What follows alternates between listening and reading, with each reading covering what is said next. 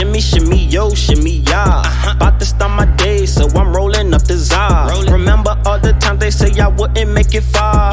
Left into the bank, my account be the star.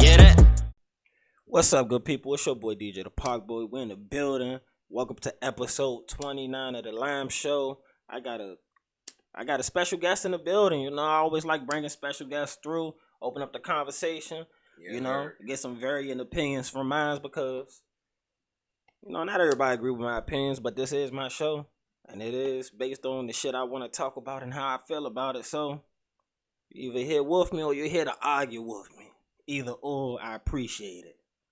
But, you know, he got on his biz getting in here, man. Chicago biz rapping, uptown stepping. What it do, y'all, man? It's your boy Fields, straight out of uptown, man. Here with my brother, my cousin, my loved one, my family. DJ, let's get it poppin'. Yes, sir. Man, since you got that on, how you feel, man? Aaron Rodgers might be gone.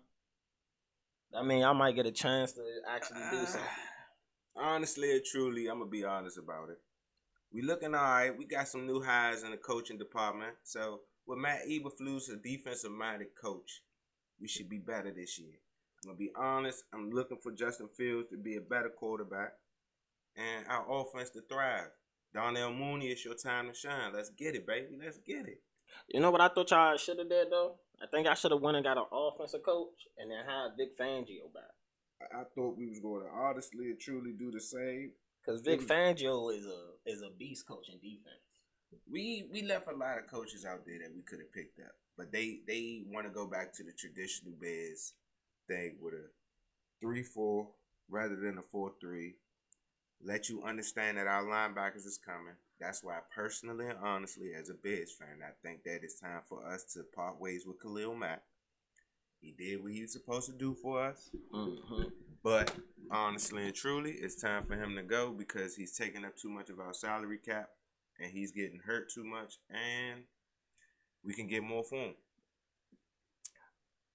Y'all probably at least get, you know, you ain't going to get what y'all sent for him, but y'all at least probably can get like a first and a third, something like that, because Khalil Mack still is impactful. I mean, injuries do play a role. A first and a third, depending on where you send him to, you might get a good player back in return, depending on where you go. Yeah. I can see that, man. But I feel like our division definitely going to be wide open if A-Rod leave. That's a big if. Even though, to me, I always thought he was one of the most overrated quarterbacks. He is, but he not. His stats show that he isn't, but his not going nowhere shows that he is. He's a stat stuffer, yes. And that's the difference between all the other people's that they would say are great quarterbacks. And then you got look at Tom Brady. I don't have to have the best numbers every year. Fair enough. I just got to be able to motivate my guys and get them over the hump. Yeah. That's all I care about is winning. I don't give a fuck what your numbers look like. I mean, that's what it all boils down to. But some people don't care about the wins. They care about the stats and the bread. You know, the incentives is more for their liking than the championships. Yeah. It's bad. It's bad in that way, though, man. Yeah. But shit, I feel like this offseason gonna be crazy. Kyler Murray got his issues going on. Shit, with my team now, we got Marquise Brown talking about he want to retire to play fucking video games professionally. I mean, I would miss Marquise Brown, but I feel like he's replaceable. All them fucking touchdown passes he done dropped this year. Marquise Brown is a younger, splitting image of his cousin. Nah. More too much of the press. He get the job done. AB is way, way better than his cousin. Yes, he's way better. Every snap. He's way better than his cousin, but I'm talking about the arrogance and just the I don't care nonchalant attitude. That's what I mean as far as his cousin. Now, his play, he has room to get better. Yes, indeed. He's a great receiver, but he's not. Nah, hell no. He don't even run the routes that AB runs. Yeah, man. The routes that AB runs is impeccable when he want to run them. As a Ravens fan, we had to play AB twice. I remember back-to-back years on the last play of the game, AB beat us to eliminate us out the playoffs. Like, we had a 4-year stretch when we lost every game at the end of the year. We need to get in the playoffs, and it'll be some bullshit on how we lost. Because of AB. one year was fucking Andy Dalton. AJ Green used to murder us. AJ Green was a bad boy. But when he played against us, nah, that nigga used to step his get, bruh. I mean, You know how many game winning touchdowns this nigga had against us? We had one game he gets to play that's like a game winning touchdown in the fourth. It was like a crazy long touchdown pass. Mm-hmm. We come back down and score. This still when we had Flacco. They come back and it's like another 60-yard ball. He had like 4 touchdowns in that game against us. Like AJ Green was murder ass. Man. Shout out Joe Flacco. Yeah, Flacco, he was underrated. He got overpaid, but you know, as they say, I'd rather be overpaid than underrated. That boy had an arm out of this world. He just got old too fast. Nah, Flacco's problem was he never developed like something more than a touch pass because he ain't really have like that drill. Bullet, like if I really needed a bullet, he couldn't really just slice it in. It'd be flimsy. He has a strong arm, like he can throw the ball far, but it's like rainbow passes. Yeah.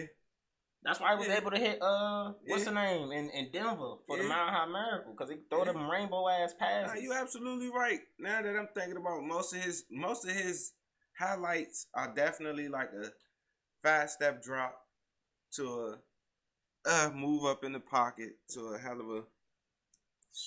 Cause he never had a short game. Nah. Y'all always relied on y'all run game for y'all short game. He always just came out with a 15 to 20 yard mark off the break. And he never had like a dominant weaponry. His best receiver was an old Steve Smith, who was still cooking niggas. I was about to say, Steve, even at his age, my God, Steve Smith, he was getting open and doing things that an old man shouldn't have been doing. That receiver undersized at that. But that playoff year, that playoff run we had, man, when I say... Again, when you got Brady on your team, it sucks playing the fucking Patriots and Bill Belichick and them because they always find some loophole in rules. They literally had to change a rule in the rule books after that game. For him. Yeah, because they used to have it back then that you didn't have to, say if you brought in like a specialist in the game. Mm. If they're going to be considered a weapon, you got to announce that they're a weapon now. Right. Back then, you didn't. So they came out there. We got a 14 twice on them. In the first half, we up 14. Second half, we up 14. These niggas came back twice and beat us in this game. That's that bullshit. Fucking trick plays, bro. That's that bullshit. Trick plays and Brady being smart enough to know that we had dude we just signed him on our team at cornerback. Yeah. Brady threw at him, I think they said a record 22 times. Whoever he was checking the whole game, Brady just threw at him. Mm-hmm. I said, this some bullshit. All they did was fucking short pass, and he was getting murdered, bruh. Murdered. Just like Eli Apple did in the Super Bowl. Oh, yeah, man. That Apple pack is in the air. Smoking that Apple pack. You hear me? He's it's a in bum. The air. You're a bum. I can't believe somebody who's so bad talks so much shit, bro. I've never seen it. You are a bum, Eli. I'm very disappointed in you. I mean, he came from the Giants. You are a journeyman. You've been around the league. You finally got your shot. You finally got your chance, and you blew it. You blew it on the biggest stage that there is. You blew it, and you got burnt toast. Shout out Cooper Kupp. Yeah, I really didn't understand why you would put Eli Apple on Cooper Kupp when the game on the line. Shout out Cooper Kupp. In single coverage. Cooper Kupp said, "Just give me the ball." And that no-look pass from Stafford, oh my goodness. I'm glad that he's gone out of our division. You deserve that ring, even though I don't like you. You still a Detroit Lion at the heart. Because when they retire your number, you going to Detroit first. So you still a Lion, but you deserved it. What have you been in the league? 9 years? 10 years? There's something about that. Yeah, about 10 years. Nah, actually, he got drafted 08. So it's been a little longer than that. Hey, he been around losing. Fair enough. I mean, miss Marquise Brown, but I feel like he's replaceable. All them fucking touchdown passes he done dropped this year. Marquise Brown is a younger, splitting image of his cousin. Nah. More too much of the press. He get the job done. AB is way, way better than his cousin. Yes, he's way better. Every snap. He's way better than his cousin, but I'm talking about the arrogance and just the I don't care nonchalant attitude. That's what I mean as far as his cousin. Now, his play he has room to get better. Yes, indeed. He's a great receiver, but he's not. Nah, hell no. He don't even run the routes that AB runs. Yeah, man. The routes that AB runs is impeccable when he want to run them. As a Ravens fan, we had to play AB twice. I remember back-to-back years on the last play of the game, AB beat us to eliminate us out the playoffs. Like, we had a 4-year stretch when we lost every game at the end of the year. We need to get in the playoffs, and it'll be some bullshit on how we lost. Because of AB. One year was fucking Andy Dalton. AJ Green used to murder us. AJ Green was a bad boy. But when he played against us, that nigga used to step his get, bruh. I mean, you know how many game-winning touchdowns this nigga had against us? We had one game, he gets to play that's like a game-winning touchdown in the fourth. It was like a crazy long touchdown pass. We come back down and score. This still when we had Flacco. They come back, and it's like another 60-yard ball. He had like 4 touchdowns in that game against us. Like, Shout AJ out Green Joe was Flacco, murder ass. Man. Shout out Joe Flacco. Yeah, Flacco, he was underrated. He got overpaid, but, you know, as they say, I'd rather be overpaid than underrated. That boy had an arm out of this world. He just got old too fast.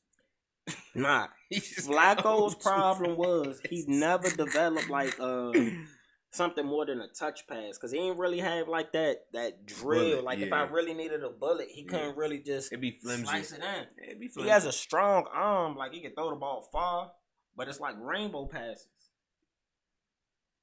Yeah. That's why he was able to hit what's the name in Denver for the Mile High Miracle, because he could throw them rainbow ass passes. Nah, you're absolutely right. Now that I'm thinking about most of his highlights are definitely like a 5-step drop to a move up in the pocket to a hell of a. Cause he never had a short game. Nah. Y'all always relied on y'all run game for y'all short game. He always just came out with a 15 to 20 yard mark off the break. And he never had like a dominant weaponry.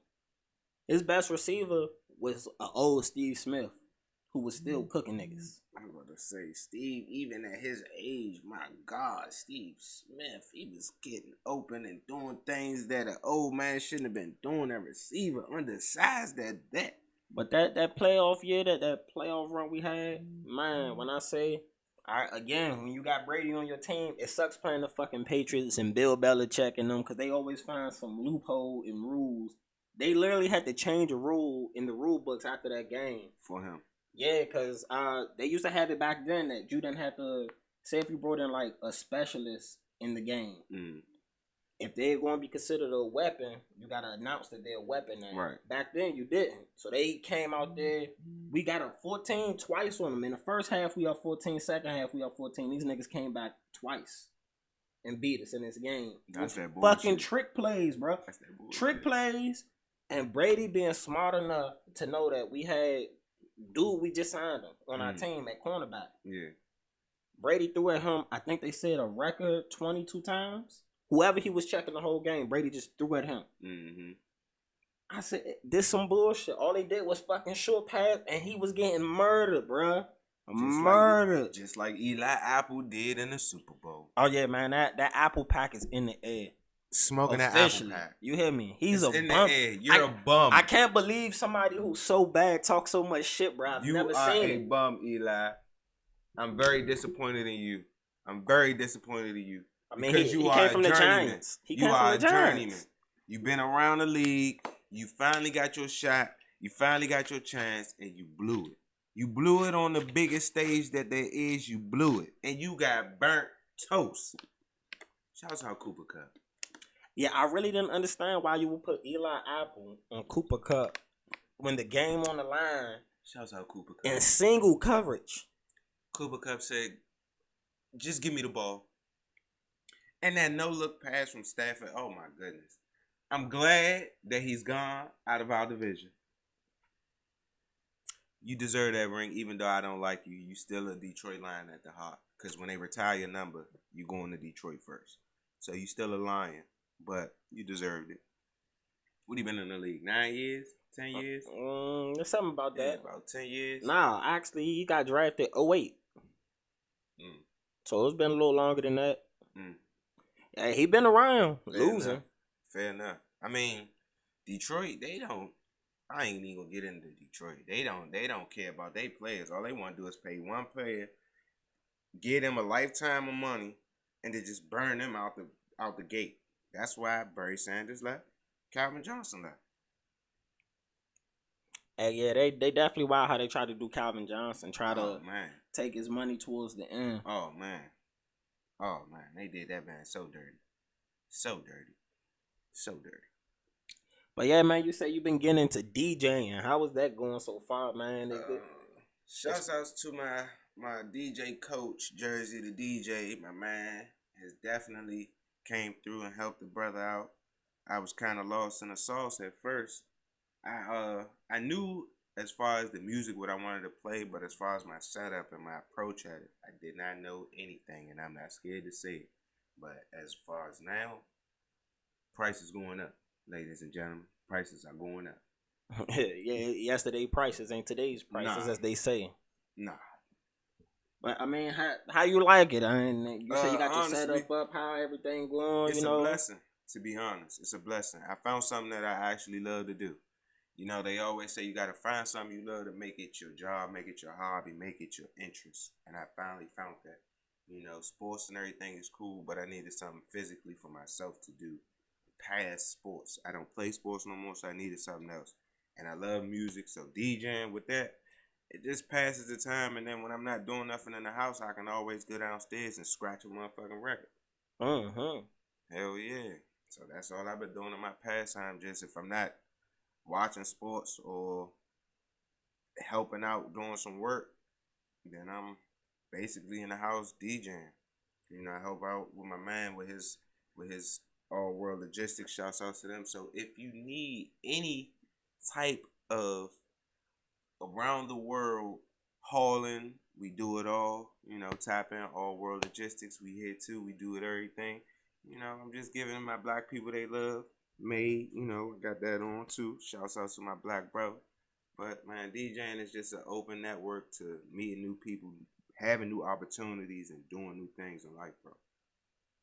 I feel that, man. Have you seen anything crazy yet at a party you've thrown? Besides just girls going crazy, not really. Not yet.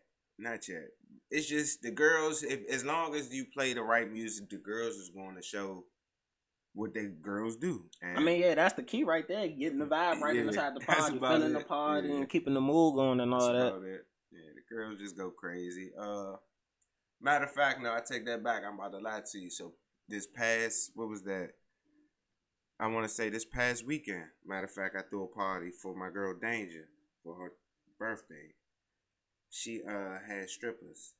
It was this one stripper. Shouts out Miss Max out.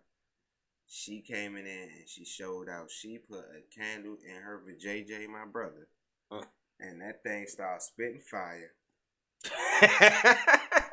She started spitting fire. It just, I don't even know what she did. It just started shooting fire. I don't think I ever seen that one right there, man. I've never seen that in my life. Never in my life. I'm sitting there behind the table like this.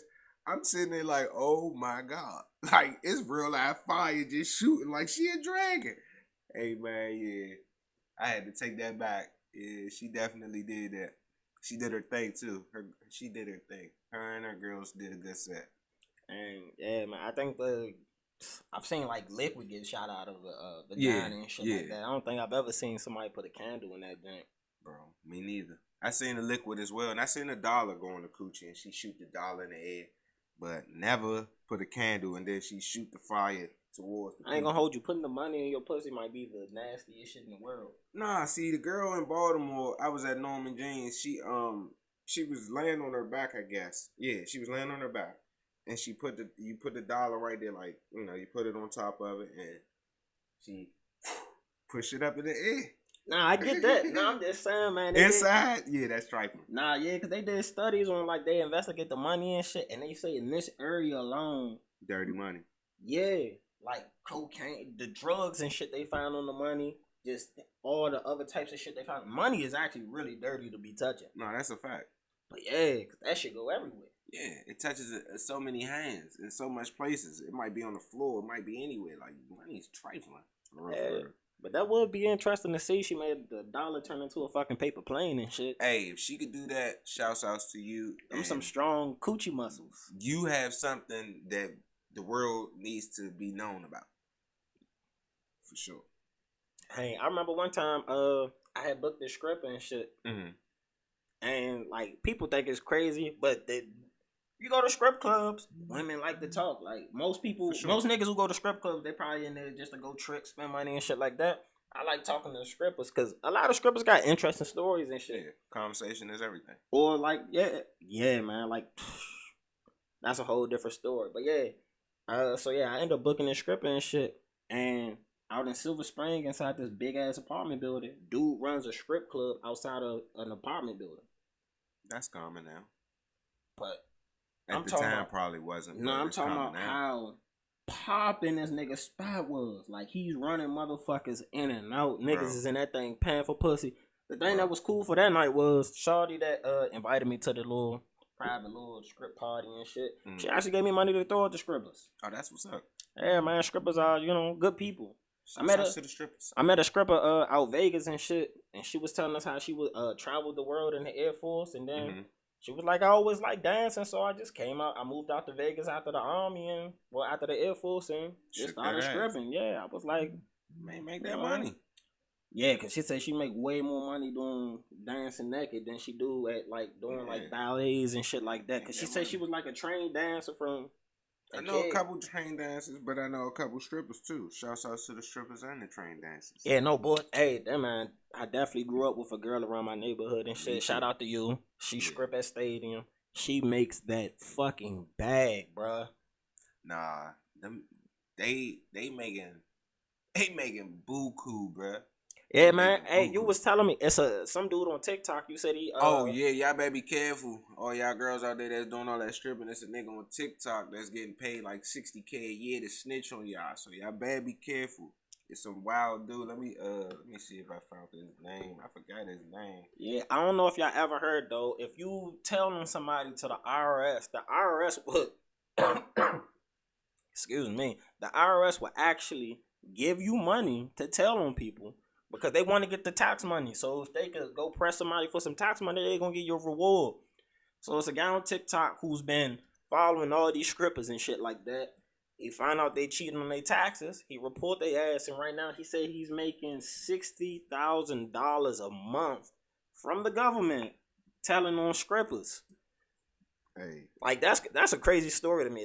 Today is the first time I heard of this because it's getting to the bag. They got an article inside Rolling Stone magazine. Yeah, I'm about to pull it up right now. Yeah, that's just crazy to me that he's out here. He done made it legitimate for himself to tell on other people in order to finance his lifestyle, and he's eating $60K a month. He's making what? That's $720,000 a year. And he has more than 800,000 followers. Is encouraging people to harass sex workers under the guise of education. Yes. Oh, that's a white dude. Yes, it is. Oh, he look like Chet Hanks. Chet Hanks out here snitching on y'all bitches. Yes, it's a white guy. I'm trying to find his name, but I don't think they're gonna disclose his name. They only gave his last name, Kaiser. You sound like a snitch. What's up, good people? It's your boy DJTheParkBoy. And if you enjoy the content I provide here on the Next Up Network, a good way for you to support, go hit the merch store. That's right, flosshousestore.com. Go buy some t-shirts. Go buy some socks. You can buy hoodies. You can get anything you're looking for. Make sure it's official Floss House merch. Support the show. That's an easy way to support the show directly. I mean, what you doing? Like, don't waste your time. Go do it right now. Right now, man. No bullshit. Kaiser. Fucking That's Kaiser. German. Sound like a snitch. And you a simp. You's a simp. Out here telling on people. Yeah. But damn, man, that's $700,000. You know what's crazy though? The government loves paying snitches though. I don't know if you heard. I forgot what's the guy's name. He did an interview on Vlad TV. Mm-hmm. and he was talking about how he got into becoming a snitch for the government because he met somebody who was making $5 million in like the 80s setting up drug dealers. Oh, hell no. I said they will allow you to get away with all your fucking crimes as long as you help take down other people. That's why I don't like. That's the problem with snitching. The government should not be able to allow motherfuckers to commit crimes in order to catch other people. That's bullshit. And the shit is called the whistleblower program. Mm-hmm. You fucking wild people, you wild. It says according to its website, the IRS does offer between 15 and 30% of the proceeds collected via its whistleblower program, provided to accused make more than $200,000 a year. Yeah, the first time I ever heard about that is during tax time about like 5 years ago. They had like a big ass announcement that if you know people who cheat on their taxes, if you report them, you could get, I think, was it 20% of what their tax money was supposed to be or whatever they come back and collect. And I was like, hey, that's crazy. You know how many people I know in the hood that cheat on their taxes every year? Bruh, come on now. Like, over half the motherfuckers I know. Come on, bruh. You know how crazy that be if niggas just start going down like that? Allegedly. Yeah, allegedly, you know. They gotta come back and prove some shit. But you know, most of the people I know who doing a little bit of cheating on their taxes, they probably not in that bracket that will warrant the IRS to really crack down on them. Oh shit, he not the first person though. They say Kaiser is far from the first man to weaponize the IRS whistleblower program against sex workers. In 2018, a campaign known as the ThoudD Audit, and they put that out there, not me. The ThoudD Audit. They crazy for that one. Started circulating amongst men's rights groups on Twitter and Reddit, which specifically targeted online sex workers due to the detailed requirements the IRS has in place to report tax evasion. The campaign was largely inefficient, as Christopher Kirk, a tax attorney, previously told Rolling Stone. I mean, you niggas been telling on these hoes. Yeah, man. That means it sounds like y'all didn't get a piece of that pie. Y'all was upset, so y'all went to go tell. Or, I mean, technically, that's crazy. Is telling wrong, or should telling be wrong for citizens? If you're a regular everyday person, should telling be considered wrong? If I know where we grew up from. Honestly, you just mind your business. If you a law-abiding citizen who has a 9-to-5, who's not outside, who's literally like just working, then by all means, like the law is your best friend. Like that's what they did for you, type shit. But if you a person that's outside, that's in the world, like nah, your folks should not be calling the police for your transgressions. Like I strongly believe that. Or you shouldn't be calling the police, or if something happens to you, you shouldn't be telling on whatever happened because you was in the world. You know, it's pros and cons to it, and it's actions and reactions for everything that you do. So if you choose to be of the world, you got to deal with the consequences, right or wrong. That's how I feel kind of with like the 6ix9ine situation, man. Like, you chose to put yourself in a position. Now you can't cry wolf after you done put yourself in that position. He was a citizen at first until he wanted to be a gang member and start putting hits out on people. Once you start doing that, you turned yourself over into a street nigga, as he would want to be called, or whatever he want to be labeled as. He's a fucking clown. That's what he is. You had a fucking opportunity of a lifetime to fucking generate some generational wealth for your parents. And you still, I mean, he's still getting money, but not the money that he was making. And you got to live in fear because you done told on a real live gang set in New York and got these people's years and that won't see these people's family again. Like, people got to understand that these peoples won't see these peoples no more. The one thing that I will say that a lot of people don't talk about in the case, though, that I will shoot him just a slight bit of bail, he wasn't the first one snitching. The nigga who was selling drugs and had the girlfriend as a cop, he the first nigga to start snitching. That's how that's why they was able to catch him getting kidnapped. Right. So, dude, he was the drug guy. He was the money guy inside the game. He had a girlfriend who worked for the NYPD. he had her transporting drugs and shit. She got off with no charges at all. Of course. She just got laid off work, of course. Yeah. I said, hey, that was the biggest bullshit. Like, she went to court and said, I've learned my lesson now. Like, what? Fuck no, bitch. You was just selling drugs for a whole game. Like, I mean, because she gave up some shit too. I mean, you know how that probably shit did. More than likely she did. But yeah, dude was already telling on the other motherfuckers. That's how they started putting the wide tops and shit in place. I mean, to be honest with you, the whole shit was a shit show. Mm-hmm. The boy was just doing too much in general. So, troll. That's what happens when you troll too hard and you think that shit is going to really do something. Now, people are definitely getting paid and becoming millionaires off of trolling, but sometimes you get repercussions like 6ix9ine trolling get you. So, all right, speaking on trolling leading to bad things, the baby beat up Danny Lay's brother. I don't know. Have you seen that video? Yes, I feel like the world's seen that video. But now after the brother provoked him, he's suing him. I think that's some bitch shit. I feel as though that he jumped out there first because he told him it was on site. Yeah, I did. In the hood, on site mean when you see a nigga, you know what you got. It's no talking.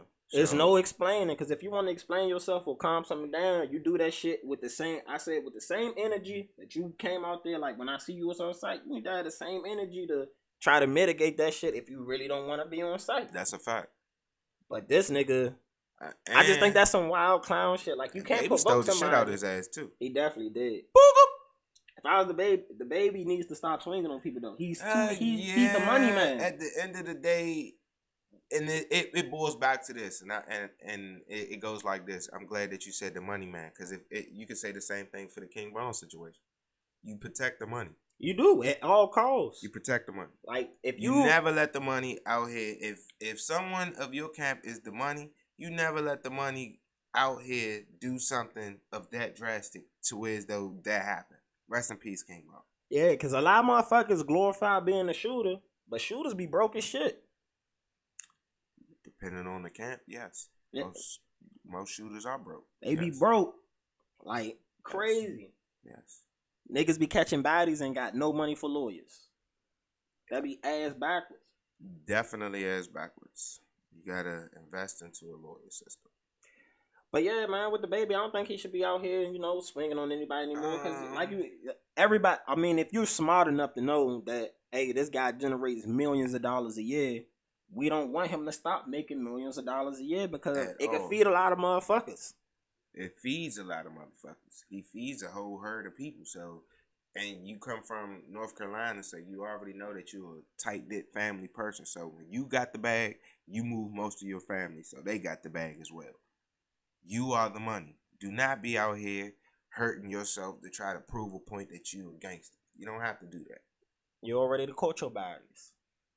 You've already been in your shootouts. But something that I took from that video that, I don't think I've ever seen in a fight was the way the security guard grabbed her brother, the nigga Brandon, by his head and slammed him against the ground. I don't think I've ever seen another man grab by his head that man to be slammed like that. I'm be honest with you. What killed the whole video is after the baby stole him, how he walked off with his hands up with the J still in his mouth. With the fat ass ugly backwood. I said, yeah. He's an asshole, but that's that little man complex, though. Short people got that type of... they be so feisty. I do know a handful of, it just seems like I got to prove something because I'm a little smaller than y'all. Yeah. But they do be gangsters, though. Little niggas do be gangsters, though. Man, so we saw that LeBron James video. I don't know if y'all saw the video. My man is sturdy when it comes from running from the birdies.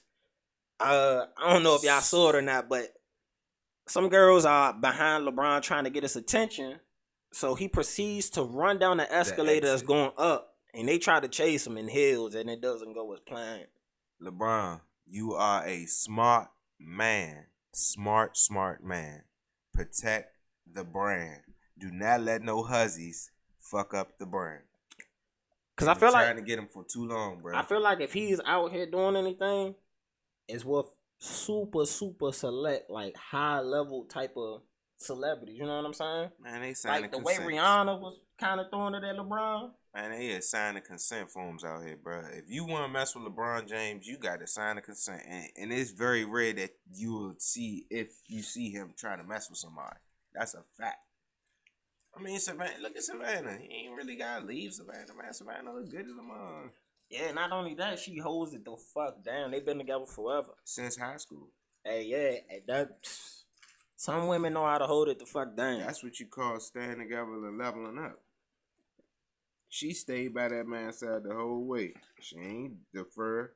And you don't have no bad press. I'm not going to hold you, though. If you meet LeBron James in high school and that nigga show you attention to make you his girl, it's your job not to fumble the bag. Oh, no. That's what you They knew this nigga was going... He was going to pro since fucking middle school. We knew this. What's that little song they be saying now? They understood the assignment or something? She understood that motherfucker. She understood and she stuck to it. She stuck to that motherfucker. Man, I respect her for that. And she got 3 beautiful kids and a beautiful marriage and a beautiful home and everything else that she could desire. And she looks happy. She definitely does. So that's the main thing. She looks happy. We gonna cut the shit short. She looks happy. Fuck the material shit. She looks happy. I mean, based on the dynamics of, what studies have shown, I don't just want to say my opinion on what I think women will want. Studies have shown women, as they get older, they want their family. They want financial security. But they definitely want their family. That's like the most key thing. So She already got that. And you got a nigga that even if he was to go do some wild shit, nobody gonna know about it because he's not moving sloppy. LeBron has curated like the greatest image ever off court. Man, for sure. I have problems with, him going to Miami. I'll never let that go. I always got to throw that out there. I am a LeBron hater because of that. Fuck you. LeBron is that nigga, bro. He's the second greatest player ever. Thank you. I give him his credit where credit is due. He's just not better than Jordan. I mean, no. Which is tough because, not yet. He could have been. He could have been. If he had never left Cleveland. Because I believe him winning the championship in Cleveland would have gave him just so much clout, if he'd have won another championship in Cleveland, if he'd have won them 2 in Cleveland, if him and Kyrie could have set aside their differences and won 2 in Cleveland, it would have cemented him better. Kyrie, he's just a problem, though. Plus playing with LeBron hard though. Hell yeah, because you take less of your role to play with him. You really have to be a firm person to really play with a nigga like LeBron James. Because for one, it's always a critique. For 2, some nights he might real live like scream and yell at you. You be looking at this nigga like, hey Mo, like what? You know what I'm saying? But half of the time the nigga be right. You just gotta be ready for when it's your time to be called. And you might not get as much touches as you normally used to getting. But when you get that touch, you got to be ready for it. That's the pros and cons with LeBron. You know where you going at the end of the year. It's just you got to sacrifice to play with the nigga. I ain't gonna hold you. He ain't the best GM though. He makes some bonehead ass decisions like getting bum ass niggas paid that he likes. That he feels like works around him. Yeah. So when he leaves places, but I respect it though. He get his man paid. I respect that. He does get his people paid, which I can respect. His man, he get you paid. But just because you my man don't mean you the best nigga for the job. No, not all the time, but for the most part, the niggas that he got paid, they deserve their little money when they deserved it. Tristan Thompson didn't deserve his contract. I'm not here to pocket watch another man's pockets because any money you get, you deserve. You can't say that because at that time, Tristan Thompson was a main focal point for the Cavs before LeBron left. He did his thing. His job was to rebound and give a little bit of rim protection. You can get that from a lot of people. No, you for could way less money. But he been there from the beginning before LeBron got there. See, that's the whole kill. That's why he was like, go ahead, give him some bread. That's why LeBron left, and that's why he left for Kevin Love to get some bread. You get what I'm saying? He just gave it to him because he been in Cleveland since the beginning. Before he was there, like when him and Kyrie was rookies and shit. So he was like, I'm gonna give my man a little bit of paper. And then he knew after that little bit of paper, niggas like Tristan Thompson, as you can see, is a fucking journeyman. So you got your paper, but you ain't, you know what I'm saying? You good, you set, you straight. He definitely journeying and all the bitches that's not I was Kobe. about to say between teams and draws of women. You hear me? He's out here. That They boy, say he's about to pay, I think, $100K a month in child support for 3 different kids. Jesus Christ! Like, damn, bro. I want $100K. I want to ask this question for the sports players that's like got that type of money. Why do you niggas do that? You niggas is multimillionaires. You know these broads is waiting on them type of opportunities. Why y'all giving it to them? And why y'all fucking them raw? What's wrong with y'all? What's wrong with y'all? Didn't y'all learn anything from your mother when y'all was in high school? Told y'all don't be putting no babies in these girls because all they want is a check? I guess because, I mean, I don't know, bro. Yeah, I definitely don't. I feel like there's so many athletes with so many baby mothers. Man, listen. I think the worst nigga, though, of all time when it comes to being a professional athlete with baby mothers, and I just think he's a shitty human being, Karl Malone. I don't know if you ever heard of the Karl Malone story. That nigga's a fucking creep. Y'all gonna cancel R. Kelly.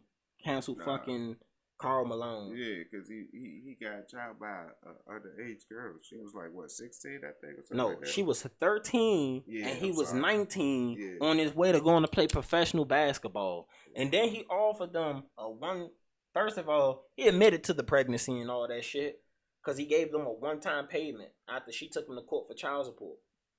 His son ended up playing professional football for Buffalo Bills, offensive lineman, Demetrius Bell. Then he had other children that he didn't raise again, even though this nigga's a millionaire. Is it Cheryl Swoops? That's his son? I mean, that's his daughter. He has a daughter that plays professional basketball in the WNBA.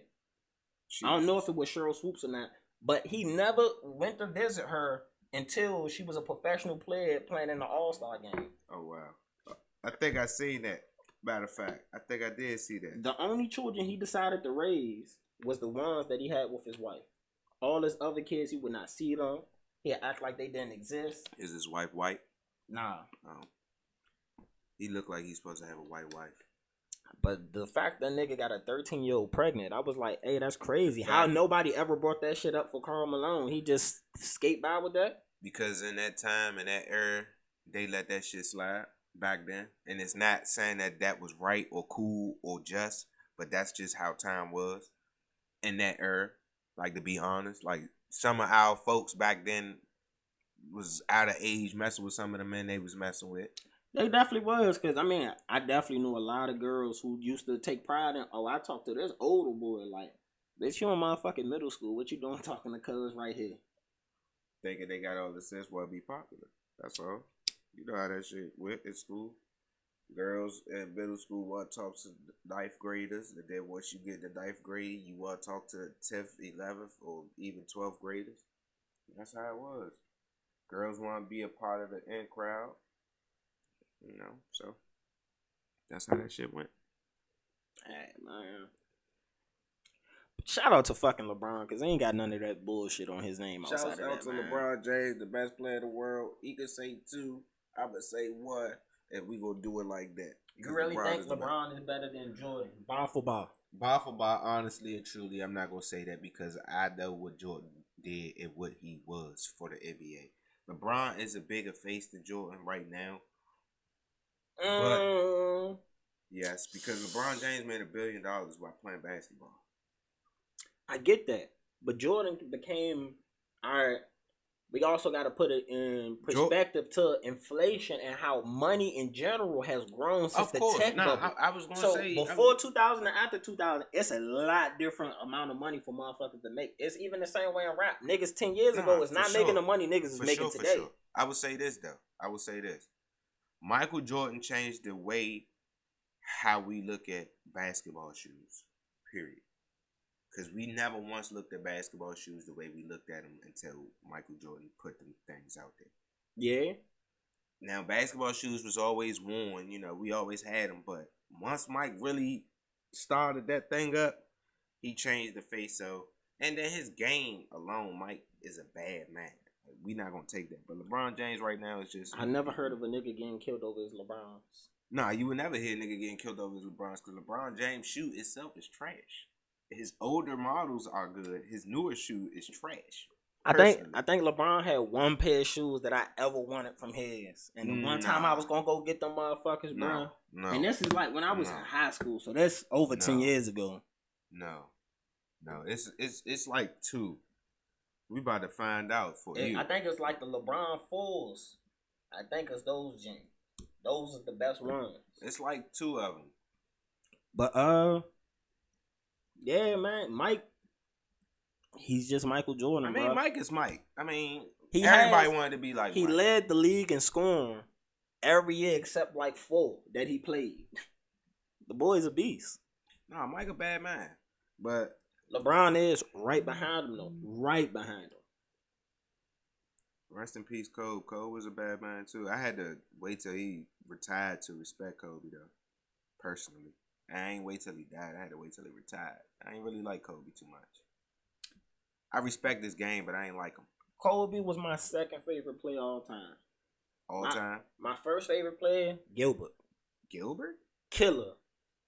Wow. Gilbert was a fucking killer, bro. He was. Hibachi did his thing, but Hibachi did his thing late. Them bitches right there, what's those, the 3s? Yeah. These? Yeah. Yeah, I like those. Yeah. Those was the only LeBrons I ever You ain't like those? They cool. He had some other ones. Hold on. Let's see. No, those the 4s, actually, the ones you like. Those are 4s. No, those yeah, the 3s. I like the 4s. The 4s was good too. Yeah. And the 4s. Yeah. The 4s was cool. The 3s and 4s was cool. And the 2s was alright. Now the 4s, I wanted to get them bitches for Christmas one year. Went to the store, they did not have them in my size. So I never got me no LeBron. The 4s, the original black on, what was that? The black and red wave? Them things was like that.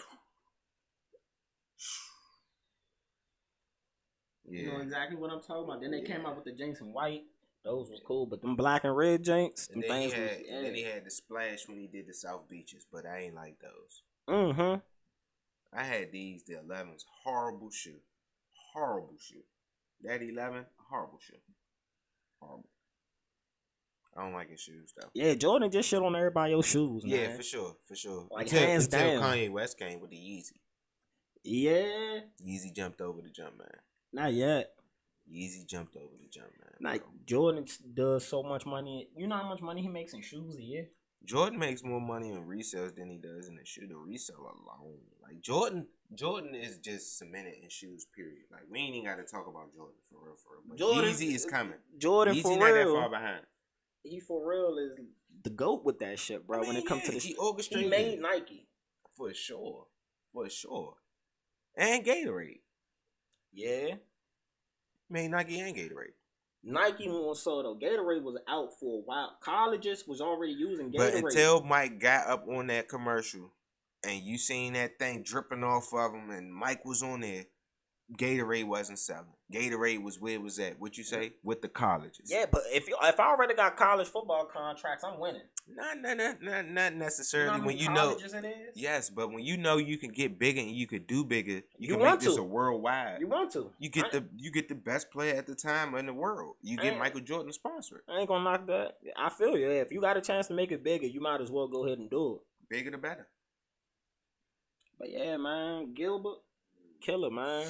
Shout out to the greatest Washington Wizard player I've ever seen play. I still can't.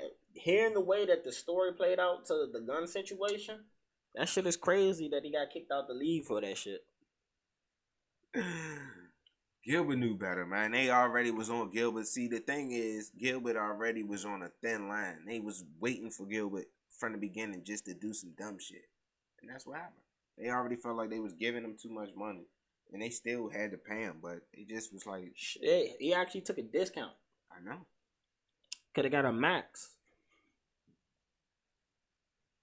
But I would have loved to see him and John Wall play together though. The shit they got him for was they tried to say he brought the guns in there. He said, no, they're my guns. I just didn't bring them here. Other people had brought the guns into the place. And that's the thing they tried to get him on, the technicality. Because they said everybody keep their guns and shit inside the car. He said most players, if they're going to like the clubs and shit, It's a lot of clubs around most of the basketball arenas. So if I'm going out, I know I'm gonna be drinking and shit. Niggas will go pull up to the arena, put their guns in the arena, go to the club that's around the corner, come back and get the gun after the club, then go home. That makes sense, but I don't like that for famous people, that athletes. Once you start drinking and shit, you get impaired. Man, call an Uber or something. Yeah, when you got money for a driver, just go ahead and get a driver. I like being the passenger anyway. Fuck that shit. Call an Uber. Get a driver. Pay somebody. Get one of your family members to drive you around. Fuck it. Do something. Don't keep being one of them people that's out here doing this reckless driving, getting in trouble. Because it's too many, as of right now, too many people are getting killed or killing themselves or injuring themselves or getting locked up for long periods of time because they drinking and driving. Yeah, man. There's only a handful of people I know who are really good drivers, even if they drunk. And one of them, we done bust the police. Nigga pulled up to my house. First of all, he pulled up to my house. We supposed to go to a party. Nigga get to my house already lit. I'm talking about nigga spilling liquor on me. Take. He pulled up to my house. Drunk already, bruh. Yeah, that's that boy can drive. I give him that. Hey, that boy can drive. Man, we fuck around, go pick up Whites and my man Dre. So we about to go head to the party. So they're in the back seat. All you hear is White say, shit, man. This joint go fast. You wanna see how fast it can go? We on streets. This nigga hit like 100 on the streets. Bruh. Yeah, we zooming. Nah, he had a fucking Challenger. He had that joint for a little while. I don't know what the fuck happened to that joint. But yeah, bro. Hit that. We hit like 100 on the streets. We go speeding past this bus. As soon as we get past the bus, police sitting right there in the cut, bro. When I say he bust these people, I've never seen a nigga get away from the police like this. First of all, he just getting low on their ass. This nigga go down to a dark street, parks the car, hops out the car. We in the car like, the fuck is he doing? This nigga hops out the car, go walk across the street, lights up a cigarette, and sit there as we watch the police just zooming past us. Soon as they go, this nigga come get back in the car talking about, yeah, I parked so they can't get me for a moving violation. Skrrr! He head to the car. Bruh, he hit. He don't realize when he got out the car, the nigga took his phone with him and left that shit on the car all the way back uptown. We out Maryland already now. This nigga go all the way back uptown, go get his phone like, oh yeah, this shit was still here. Lucky. Come back out Maryland. Yeah. Then we leave to go to a fucking liquor store, fucking Laurel, because Laurel got the 24-hour joint out there. I don't know if you ever been to that joint. Nah. Never knew. All this while he was drunk. My man's the greatest drunk driver I know. I've never seen nobody bust the police drunk like that. Nah, that boy different. I give him that. He definitely different. Should have been a NASCAR driver, some shit. For real. But yeah, man. So before we even got on this joint, let's talk about OnlyFans. You asked me earlier, how do I feel about OnlyFans? How do you? And I said, man, let's have this conversation on the podcast. Personally, with OnlyFans, there's a pros and negatives. Of course. Personally, I could never date somebody who did OnlyFans. Depending on what you're doing on OnlyFans, because you ain't gotta be naked or none of that. You know what I'm saying? For sure. But if you're selling sexuality, I couldn't date you on OnlyFans. But the thing that I like about OnlyFans is it gives everybody their own chance to be the earners of whatever the fuck they do. And I'm all for I'm all for independence and ownership and all that shit. So you got a chance to own your content versus going to one of these bigger companies. They gonna own all that shit. You just getting paid a fee. Now you can make money off your content forever. You sucked dick 10 years ago. You can make money from sucking that dick from 10 years ago. Yeah, facts. So I'm not gonna knock that because again, I'm big on ownership. I just couldn't date a girl who was on, doing her OnlyFans thing. Nah, for sure. I feel you on that. But nah, honestly, OnlyFans is whatever you want it to be. I don't have nothing against it. I know people who do it. It's your preference. At least, like you said, at least you get to monetize your shit. You know what I'm saying? It's not out here for people to just snag for free. Now, I think once they get inside your shit, now, I don't know. because I've never bought it, or I don't really know the extent of it, but I just know that the shit is lit. Motherfuckers is getting bread off of it. If you can make a way out of it, make a way. If it's any way to make some paper, I'm with it. Legally, it's the wave, just like the metaverse and everything. Like, it's the wave. Metaverse definitely coming. You been in the metaverse yet? Not yet. I'm about to start. I'm gonna jump in. I'm definitely gonna jump in. I can show you what it look like as soon as we finish with this. We got the shit in here. Yeah, for sure. I wanted to watch the last Spider-Man movie in VR and shit, but we just ended up watching it regular. But yeah, man, that shit alright right there. I ain't gonna hold you. I'm gonna have to tap into the metaverse and shit. I just sold my first NFT. How was that? Well, this process was easy because it was a company that I did it with, so they kind of handled all the heavy lifting on the shit. Mm-hmm. But now I got like 20 other. I got another collection that I want to drop. Well, the first one was just a single item, but now I have a collection of shit that I'm ready to drop. For sure. I did like a shit ton of like digital artwork and shit like that. I'm just trying to get so many sources of income that I didn't eat forever off that shit. Because with NFTs, if I sell something for a lifetime, I'm gonna get 10% of it anytime it gets resold, which is cool with me. Is the wave. NFT, I mean, cryptocurrency itself is the new norm for now. It depends on how government's gonna play that shit, because governments are trying to find ways to slow it down, because you can do a lot of money laundering and shit like that, or just in general, motherfuckers can get access to money that you never would expect a new generation of niggas to get money like that. I mean, for sure, the only reason why the government want to put it down is because they want to find a way to tax it, just like they did with marijuana. Well, that's all it is. Once the government finds a way to tax it and they are liking and they can get the most of it, they're good for it. For right now, they don't have a tax on it because it's crypto. Well, with that, another thing that people don't like with it is that people who did have crypto, got in early and made money, they've been using it to fuck with the traditional financial systems, like with the meme stocks and shit like that. Mm-hmm. Like, they done made rich motherfuckers lose a lot of fucking money. Fuck them. They shouldn't have been rich. And plus, if you got the money, it's kind of, I feel like it's your initiative, to play the field the way it should be played. If it's an open opportunity for somebody to fuck you, that's kind of your fault in business. They just don't like when the little people do it. Because it's hard to compete with an army of people who want to participate in some shit. Even if you got a lot of money. But see, they get lazy. That's the problem with the rich. You get lazy. The little person that's not as big as you is sitting there still fighting through them cracks, finding schemes and twitches and niches. So while you sitting there on your fat chair, getting fat, eating, you done missed out on all this other stuff. It might be crumbs right now, but them crumbs add up. And that's what happens. Because that's the way of the world. Crumbs add up to something big. You might see $100, $200 go turn it to $1,000, $2,000 to $100,000, $200,000. Next thing you know, your account empty as hell. You don't know what happened. Bullshit. Don't be out here bullshit. Mm-hmm.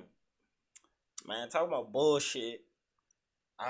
You been keeping up with anything Kanye West been doing lately? Kanye, I'm all for the new Ye. Straight up. Hey, look. I just don't like the fact that you doing all that for Kim K. You should have let that been. I don't like that you contradicted yourself in your music. Because when you get on, you leave your ass for the white girl. You did exactly what you said in your shit. And now it contradicts you and bitch on your ass. All right, technically, Armenians won't be in the technicality sense of things. They ain't white.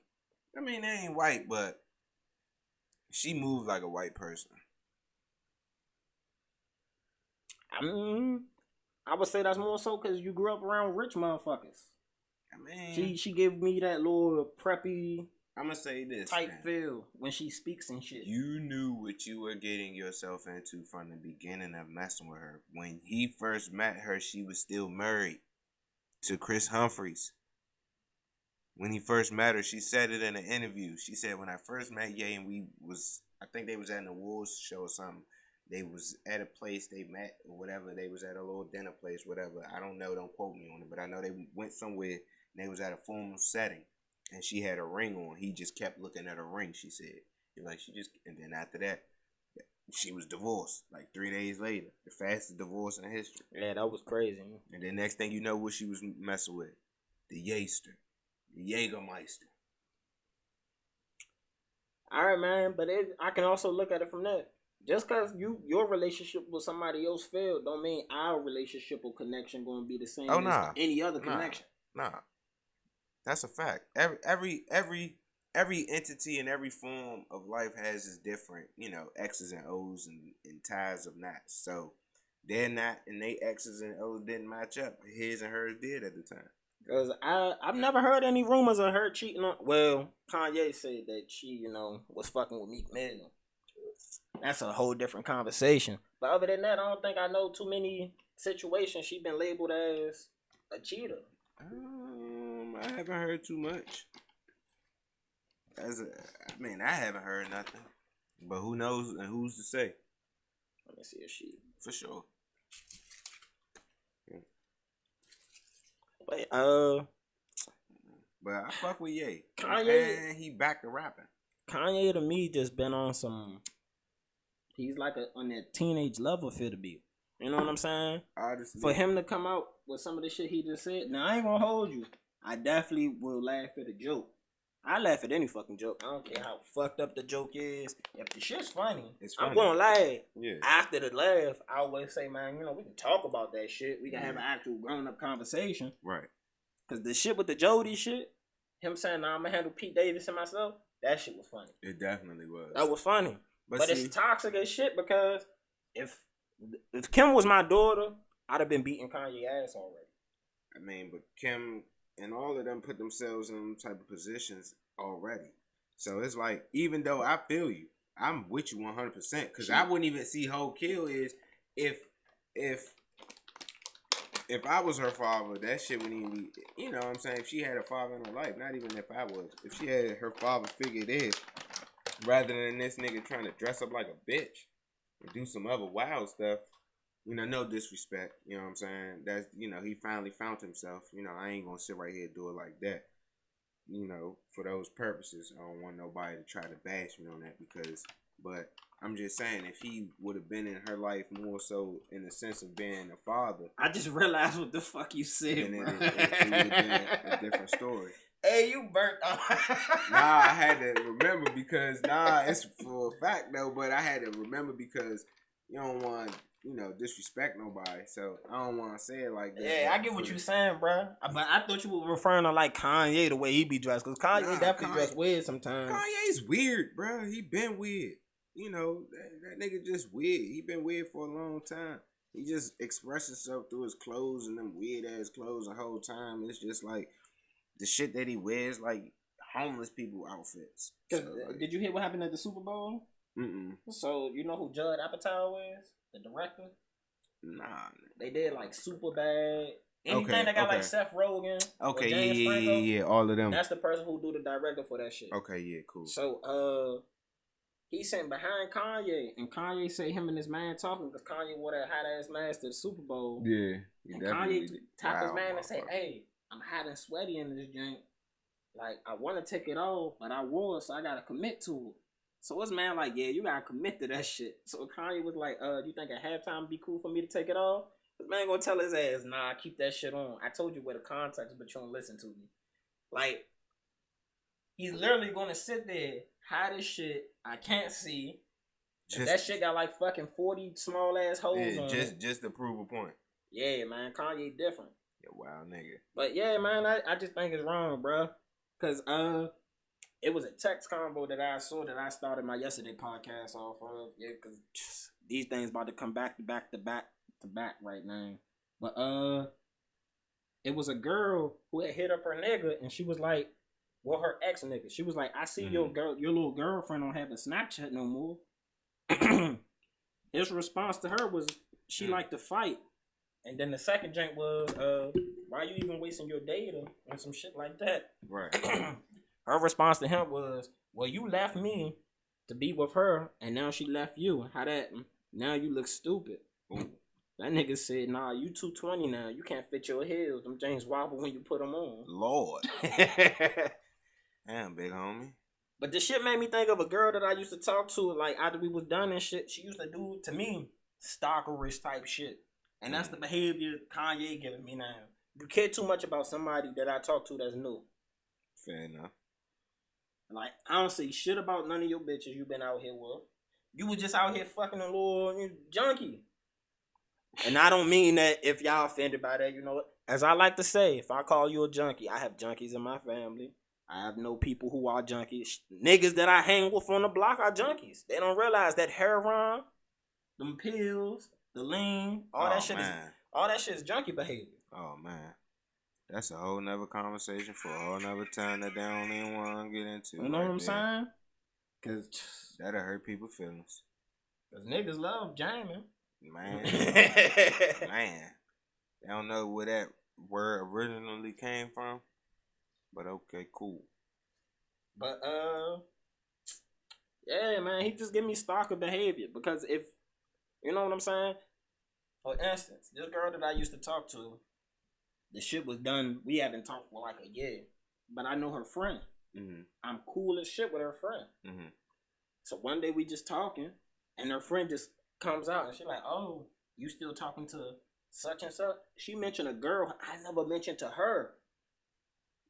She finds out about this girl. It's like she knows this girl's whole life story from a bitch I ain't talked to in a fucking year. Why you still watching the shit I do? Why do you even know this much about this girl? Cause that's what they do, bro. That's what Kanye is doing. Kanye is a bitch for that. Like, honestly and truly, Kanye just need to get over that shit. But see, Kanye know that he got a lot of bread invested in that shit. And once that shit is finalized, he about to lose a lot of bread. But that's on him. You should have thought about that shit prior. You know? But that's on... I mean, I feel bad for him, but I don't feel bad for him. I feel bad for him because it's like, now you trying to be free, but you ain't really trying to be free. Your bitch ass just want to be out here to have it up. And then you want to do some bitch ass nigga shit. Like, you can't do bitch nigga shit. Like, just do you, nigga. Like, she don't want to be with you. She don't want to be with you. Fuck that shit, bro. There's so many women out here. I'm just mad that he was out here with Shawty shooting up heroin. You seen that picture? Mm-mm. You know the little Jane, he was out here with Julia Fox. Yeah, Julia Fox. Bruh. So her and Azealia Banks get into an argument on Twitter. Apparently these bitches was friends. But now the friendship done went bad now. Mm. So Azealia Banks posted a picture of her shooting up heroin. I don't even know how people our age range get to shooting up heroin. You said it 2 minutes ago. I mean, all the pills and all the other shit lead you to that, but damn. Like, damn. When you know the history of how motherfuckers been fucked up, for you to go follow their same path, that's kind of wicked. Mm-hmm.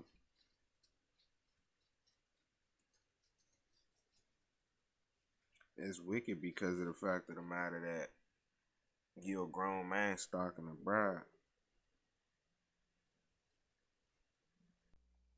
It's your boy DJTheParkBoy, and I'm here with a special product for you. I got some Delta 8 weed from JK Distro, and I'm saying it's amazing. It's clean, smokable, and the best part is they deliver it right to your door.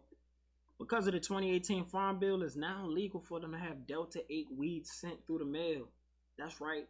And if you use promo code FLOSS1, you can get some clean, smokable weed sent to your door. Direct. You have options. You go right there to jkdistro.com. You look at all the strands they have, which is a lot. You can even get you some edibles. You can get you some wine.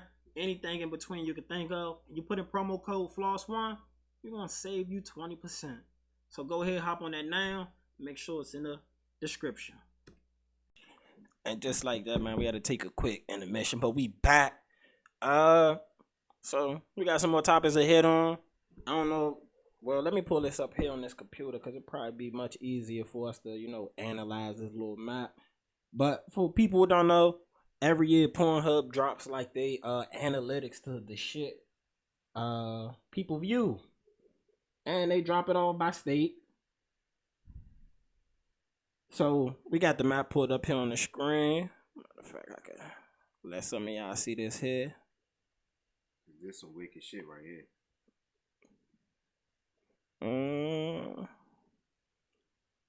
Why don't it want to pull my L.A. one of them Asian girls. yeah.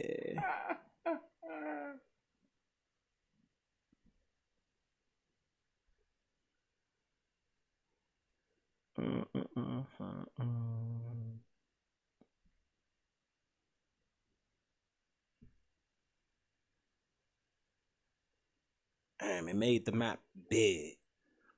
But this is the map for y'all, you know, the people who's watching visuals. Yeah, I can see right here the things that people are, you know, pulling up and looking for.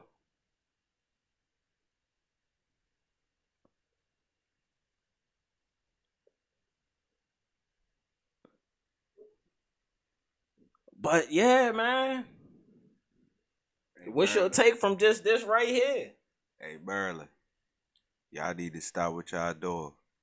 Maryland's #1 search topic in trans. 2021 is trans. And that was like, Transgender. wow. No offense, you know. Hey. If you like what you like, If I that's love your for you to be preference, happy in any way that you feel to be. Y'all already know how the podcast is. That's your preference. You know what I'm saying? No judgment zone. No judgment zone. I'm more of a libertarian, so I don't give a fuck what you do in your life. As long as you don't harm me physically, I don't give a fuck what you do. You can call yourself whatever you want to be. If you want me to identify you as a hobbit, I will. Cause guess what? That shit really don't affect me. Nah. This is whatever makes you happy at the end of the day. So if that's what you like, so be it. But yeah, man. Texas. I had somebody checking on the Next Up Instagram page. Texas was definitely representing. They liked the fact that thick Latina was the #1 topic down there. Yeah. DC and vintage porn, that kind of threw me for a loop. Like niggas in DC like watching the oldies. They like them milfs. They like the super old milfs. The hair on the box. Yeah. They like that back of the day shit. That 80s porn. What state is that? That's Arkansas. Divorce porn is the #1 search thing in Arkansas. Interracial down there for my people down in Tennessee. Shout out to my people down in Memphis. Seattle like that double pen. What the hell is JOI? I don't know. Now that's some shit I gotta pull up. It's so much new shit that just pops up. What is JOI? I be so shocked that, new to me. I ain't gonna say it's new because that shit been around for whoever be doing, you know, whatever they be doing.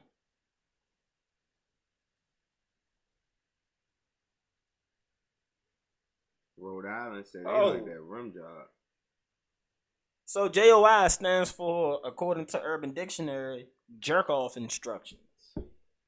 Ooh, why do you need instructions on how to?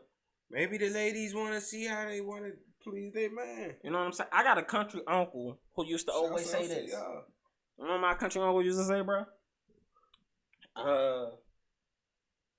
If you ever came to him and said, "Oh, I'm bored, I ain't got nothing to do," he would tell you God gave you something to play with. Oh Lord! So you better go handle your business and find you something to do. Oh Lord! Well, we see what he did in his pastime. You hear me?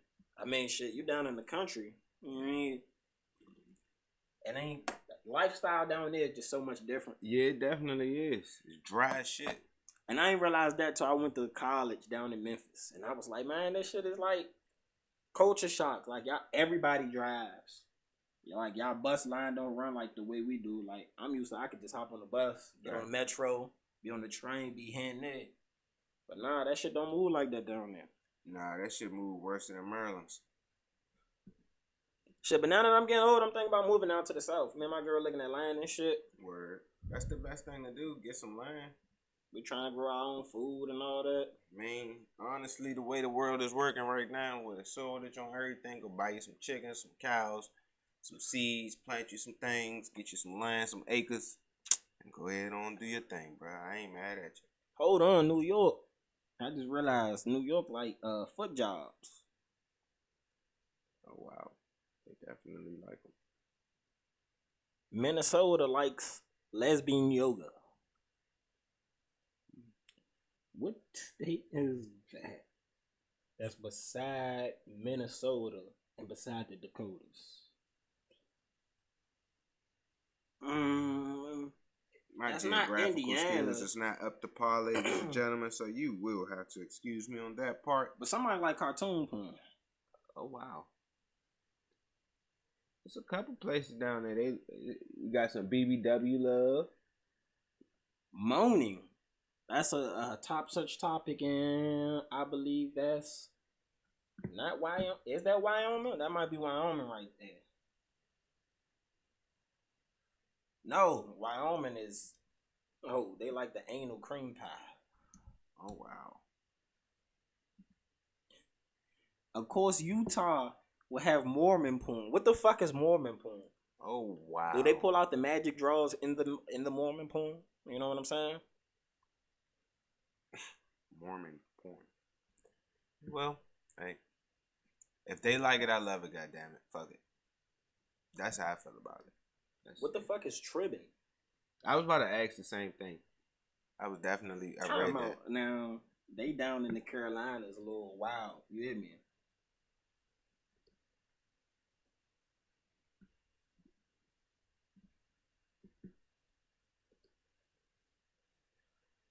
The fact people searching instructional videos makes me think like you either really young or you really curious. Spontaneous. Very spontaneous. Very open to trying to learn something, huh? Oh, you're freaky. So tripping is basically scissoring. That's when two women rub their Cooms. They rub their parts together. They rub them pum pums together. Okay, shouts out to that. Ain't nothing wrong with a good pum pum thrust, I guess.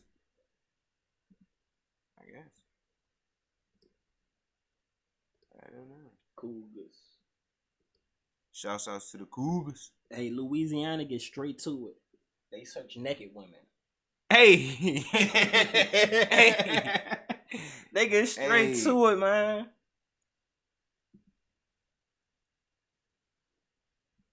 Oh, there we go. Yeah. Is that... Oh, no, that was Minnesota. So I had it backwards. Wisconsin does lesbian yoga. That's Minnesota that likes the cartoon porn. Florida like them BBCs. Florida definitely got that as their number one search. Georgia want them big old asses. But North Carolina... Alabama wants penis pumps. That was their number one search term.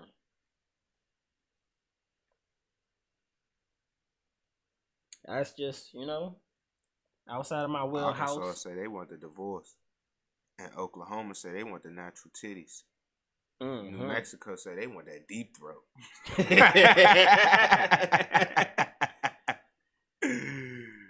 Hey. Arizona say strip. Alaska likes the morning sex. Hawaii, amateur wife. They want to see people wives get it in. Yeah, amateurly though. The new, That's the OnlyFans. You might as well go find some OnlyFans people. They want to watch it for free. Y'all better go trap it out on Reddit. Hey, when I say anything that gets on the internet, if you smart enough, you can find it for free. North Dakota say they want that quickie, icky. And Minnesota want the cartoon. What the fuck is Giantis? Is that what that is?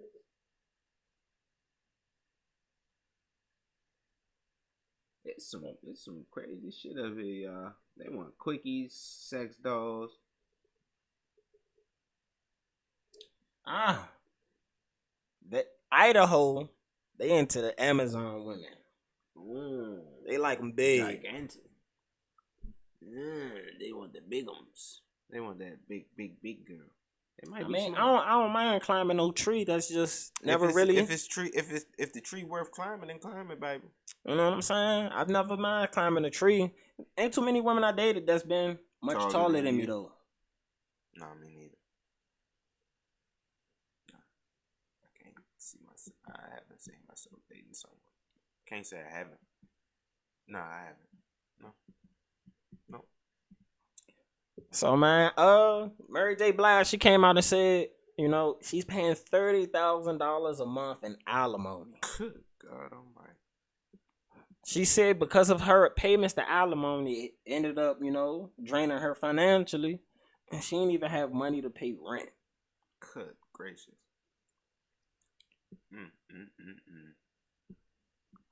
Sorry. Mary. Why do women defend other women having to pay alimony, but if the shoe was on the other foot, they want to sap them for the goods, all of it, because they don't like it to be on the other foot. She literally listed. She said there's only like 5 people that I know that has to pay alimony to their husbands. I mean, y'all the breadwinners, and he was your manager. Welcome to the harsh reality, Murray. But $30K a month, you know the sweetest part about alimony. As long as you don't get married again or you don't die, you get the money for the rest of your life. And that nigga never gonna get married again. Cause Dr. Dre wife would be the dumbest girl ever if she got married to somebody. She ain't gonna get married. She ain't gonna mess that bag up. She already was crying for so much money already as it is. So she gonna stay right where she at with her money. She gonna be content. Man, but $30K a month. That's whoo. Tax free too. Never have to work again. Never ever. But you said you said Matthew Stafford was a little underrated. Seeing something that came across, you know, the internet yesterday. I definitely wanted to hit on this topic after I found out about it. But I 100% agree with Richard Sherman that Matthew Stafford should not be getting looked at for the Hall of Fame. Oh, no. I ain't never say Hall of Fame. I just said he was underrated. So, internet was a little set ablaze when Richard Sherman tweeted out, I'm going to talk about this on the podcast, but the Hall of Fame bar is incredibly low now. Like a participation trophy. No all-decade team, no all-pro, no MVP, 1 Pro Bowl, not even MVP of the Super Bowl. Never considered the best in any year he's played. At least Matt Ryan has an MVP. And Matt Ryan's not a Hall of Famer by any standards, even though he has an MVP award. That doesn't make him the best player 1 year. Other than that 1 year, you've never been a top 5 quarterback. That's how I feel about Eli. Eli got 2 Super Bowls. I don't think he should be in the Hall of Fame. But they're going to give it to him. But I can make a huge case to why he doesn't deserve Hall of Fame credentials. I mean, he's led the NFL in interceptions more times than he led them in any other category. Yeah, I feel you on that. But it's just the fact of the matter that he brought 2 chips to the Giants at a time when the Patriots was on a dynasty run. I get that. But just because Nick Foles has a ring over the Patriots, he's not gonna get up. He's not going to the that don't give him Hall of Fame credentials. Eli started though. Eli Manning is not even the best quarterback in his draft class. He's not the second best quarterback in his draft class, because I can make a case that Phillip Rivers has been a better quarterback than Eli over the majority of his career. He just don't got no rings. I mean, and Roethlisberger better than both of them. I mean, yeah, that's true as well. But who has the most rings out of the class? Roethlisberger, Roethlisberger and Eli tied. They both got 2. So if you send Roethlisberger in first ballot, they gonna send Eli in first ballot because Roethlisberger is way better than him. I'm not saying he's not way better than him. I'm just saying by like how Richard Sherman said, the bar is low. Now, if we talking about actual Hall of Fame, no, Eli does not deserve to get in because of the fact of the matter, his stats did show where he had errors, and it was because of heaves and glory plays that he even won 2 chips. But I mean, it is what it is. So, due to the fact that we have what we have now, is a fucked up Hall of Fame cast. I don't know. Yeah, this year class was kind of weak for me. He gonna get in. I think Devin has to deserve to get in the Hall of Fame. He better get in before fucking Stafford or Eli.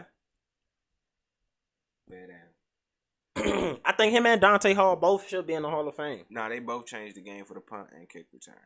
They definitely opened up the way people had to really like kick the ball to people, like literally. Like them niggas was different. Because for like that 2.5 year stretch for Dante Hall when he first burst onto the scene and he just started juking everybody. The human joystick. Hey, that was crazy. And my boy came in and just set records and broke things and just did his thing. And my boy just, my boy. They just didn't know what to do with him after he get off kick return. They didn't know if they wanted to play him at corner. He couldn't cover, kept getting burnt. And they didn't want to put him at receiver because he wasn't route running as much as he was supposed to. And the only thing he could do was a go route. But yeah, man. That is crazy that people automatically from one Super Bowl win put Stafford up in that category. No. You have to. Now, I would say if Stafford was to come back and get you 2 or 3 rings, then you can start talking about something. But for right now, no. But he just put himself in a good category for a quarterback. That he did it. He got him a ring. Like you gonna forever get that pension. You good. You deserved it though, cause he was on a sucky team. Now I would say this. He had weapons though. I'm gonna say this though personally. If Matthew Stafford would have went somewhere else other than Detroit, he would be a Hall of Fame quarterback. Maybe. That's an if. Cause look at it like this. All right, yeah. He won in L.A. But he was not the catalyst for why L.A. won. No, it wasn't like catalyst. L.A. was in the Super Bowl, 2 years ago? They was already a Super Bowl team, yes. But they did have a quarterback. He just didn't make as many mistakes as Jared Goff. That's the hugest difference between... He's a better quarterback than Jared Goff. Yeah, I give you that. He has a better arm than Jared Goff. He don't make as many mistakes. He a better quarterback, period. He's a better player than Jared Goff. But Matthew Stafford is not the reason why LA are champions. He helped get them. He helped.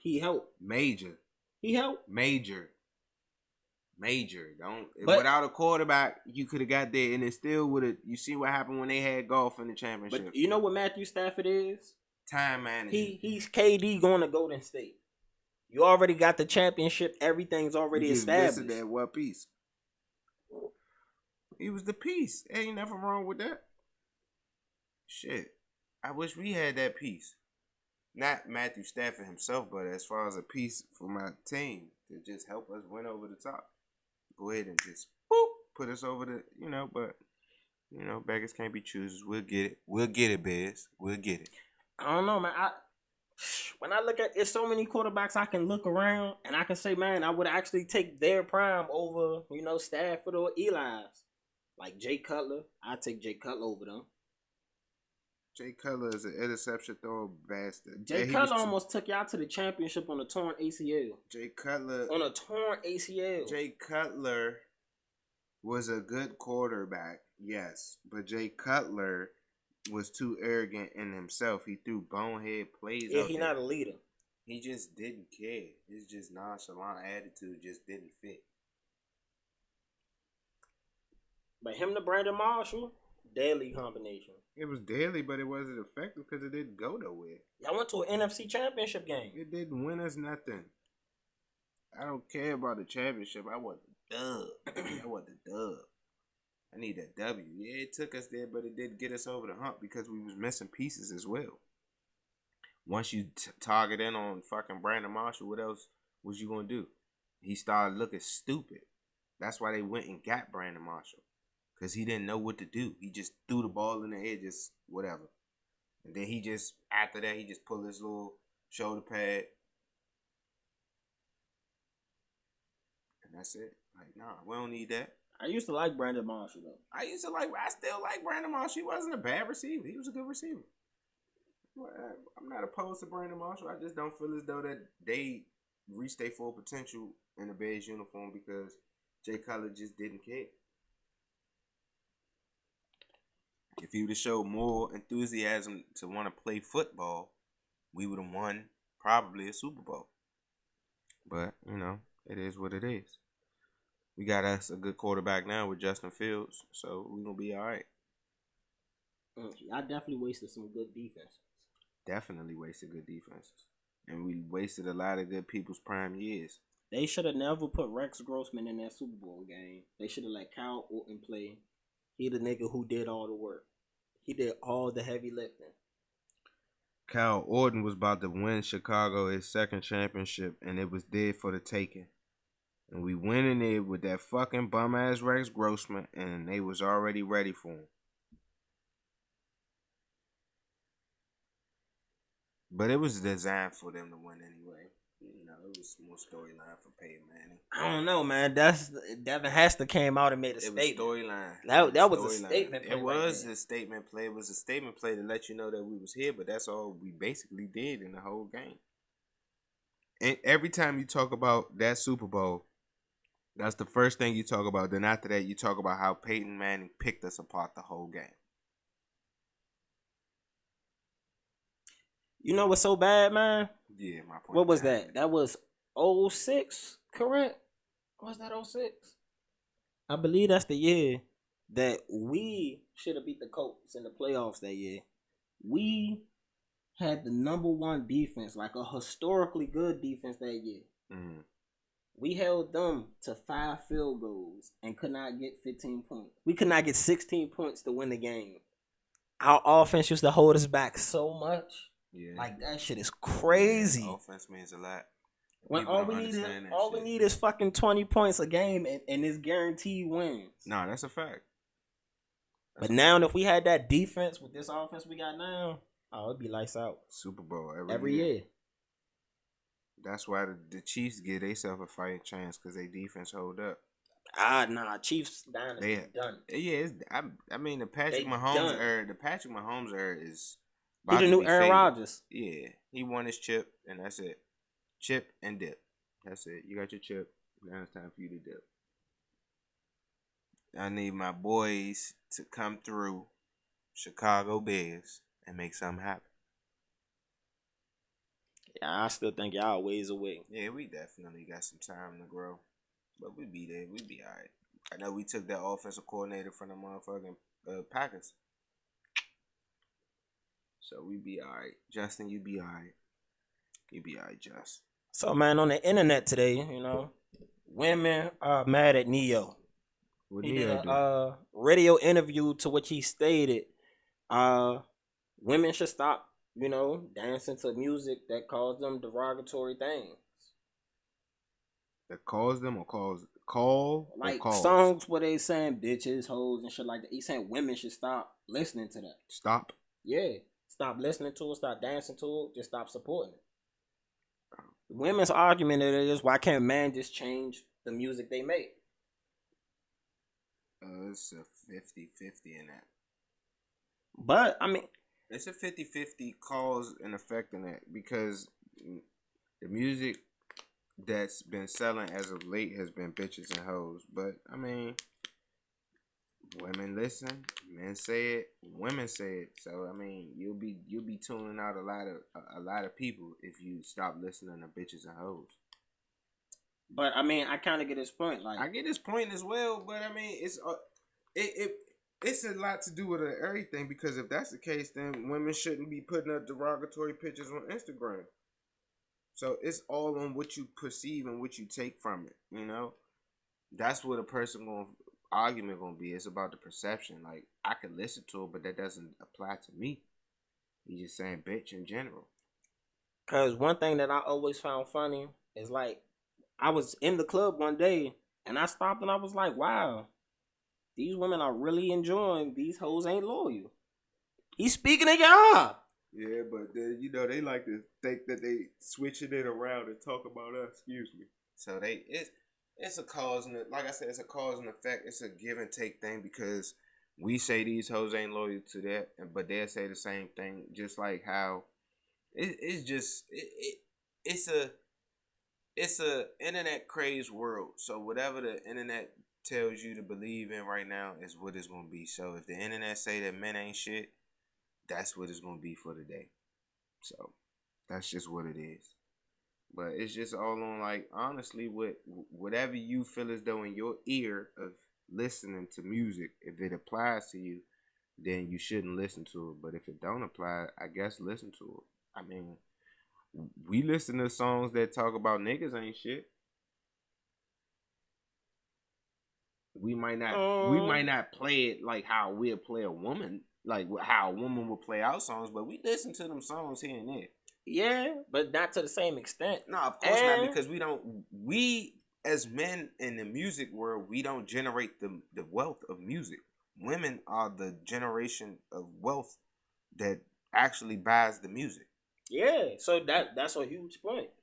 If I make a song that's gonna call you a bitch and that's gonna make you want to dance and buy the music, why would I make a song like Miss Independent when you ain't gonna want to have the same, level to go buy and dance to? I mean, my man been saying bitch for 20 years and been getting paid off of it. 20 plus. Too short. What's my favorite word? Bitch. Why they gotta say it like short? Bitch. That's a GOAT right there. People don't appreciate the level of impact and influence Too Short has on the culture. I mean, it's all on how you take it. But Too Short persona when he came out was that of a pimp. I mean, so again, if you're gonna support a dude who's glorifying pimping, is that the best thing for women in the community? I mean, no, it's not. But because pimping ain't easy, but life is hard. Lemon squeezy. Get it. But nah, I feel like Beyonce the only girl who can sell positivity in music consistently. She sell positive. She sell positivity. She sell negativity. She sell whatever she wants to sell. She do. She sells sex too. So I mean, it's just whatever you listening for. She sells whatever you want to hear. She sells sex. I mean, but she's also a married woman. As she is. Married people, the Bible no religious text never said anything wrong with sex. She's married now. She's married now. She wasn't married at first. When she was, doing her thing. Nobody know about that nigga till later. I mean, niggas. I don't know about nigga. I know a nigga. Yeah. I mean, life has its ups and downs. Hey, she gonna do what she gonna do. That's the queen, and the beehive gonna be the beehive. One thing about them, they gonna come. Don't come for Beyonce. Don't. Do not come for Beyonce. Cause if you they will get your stuff canceled. The beehive come swarm, you start seeing bees start coming in everywhere. That's crazy how long she been in music though. That shit almost 30 years now. I mean, she's a hit maker. Now, she cemented herself a long time ago. Destiny's Child was a great group, but then when she branched off, it was just like, yeah. Not only that, her branching off and then also the nigga she got with. I mean, that was the icing on the cake. That shit cemented both their careers. Yeah, it was like Jordan and Pippen. 6 rings plus for them. But something I never would have known until I actually went to go see for myself. I never would have known that Rihanna was selling way more albums than Beyonce. Rihanna's the highest selling female musician. New generation. But you also gotta think the era Beyonce started in, people were still buying albums. Them album sales back then was a lot. But see, you got how. But Rihanna grew up with a lot of us, so a lot of people grew up with her, as opposed to Beyonce grew up with us. But Beyonce grew up with us more than fucking. But Rihanna grew up with them, not us us, but them, like the younger kids. Like she grew up with us, but she grew up for them too. Like, and then Rihanna touches pop more than Beyonce does. She does. So that's really what really sells Rihanna. It's her pop, the pop culture for Rihanna. Yeah, Rihanna, the bag. That's why she got the bag. She gets the first one to the billion. Yeah, and Fancy and all of that shit is lit, bro. That shit lit. So I was a little sad that A$AP got her pregnant. Rihanna was supposed to be my forever boo. She let me down on that. One thing about it, A$AP wasn't no fool. He loved him some Riri. Excuse me. He loved him some Riri. So he was gonna do that regardless. He been chasing Riri for a long time. So him and Drake almost had a falling out about some Riri. Everybody loved him some Riri when they get a hold of that girl. So it be like that. She must got that Erykah Badu. Island thing. It's that island thing. But let's see what else we got up here. You been keeping up with the Sha'Carri Richardson thing? Situation? As far as her smoking the weed and as far as like her getting reinstated after the Olympics and everything and then having a bad run. Yeah, but now it's a situation that occurred because now the Winter Olympics is going on. And they saying something about the weed. Nah, it was a 15 or 16-year-old girl from Russia who took some pills that was for her heart, but those pills are technically legal through the IOC. Mm-hmm. But they gave her a waiver to let her compete. To which Sha'Carri, she just got banned for weed. So she says she thinks it's a double standard that they presented because of race. I mean, to be honest, it's always been a double standard. The double standard has always been there, and it's always going to be there. And even if they try to change it, they don't change it to an extent. Because, I mean, they always find a way around a loophole and something. Point blank. They always do that. That's always going to be there. So they say the guy who runs the IOC gave a statement. I can read it.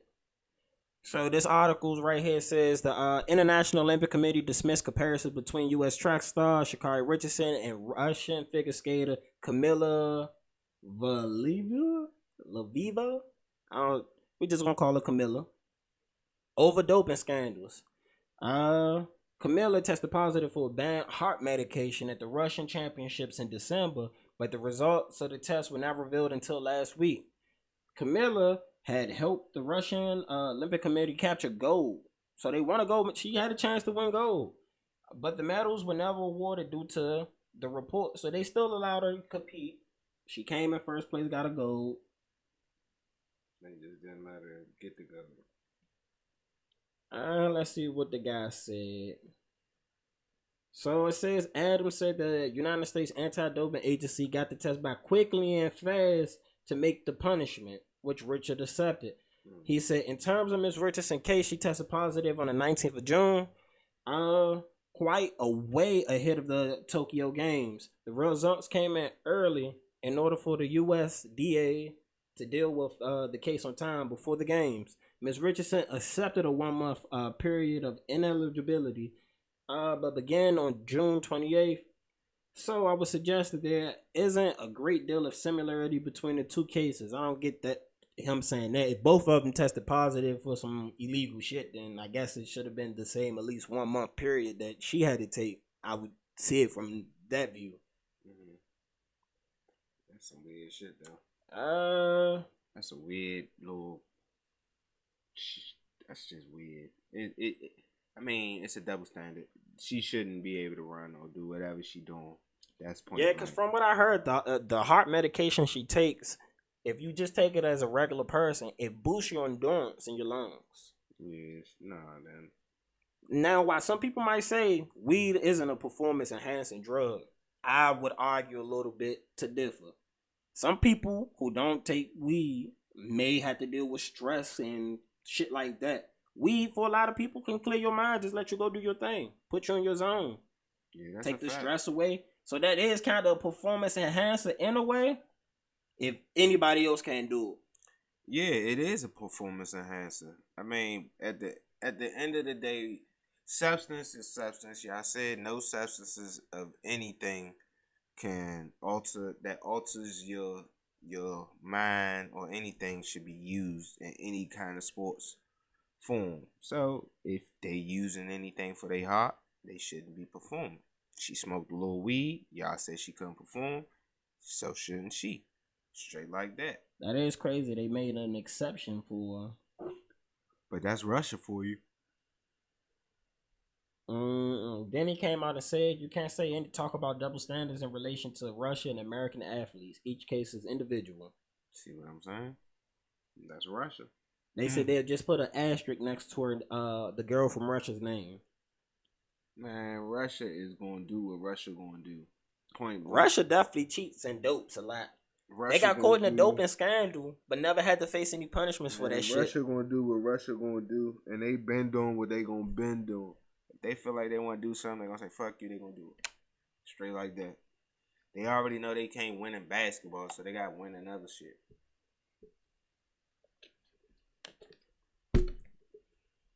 They want to win in fighting and shit like that, you know. So they can't beat us in basketball.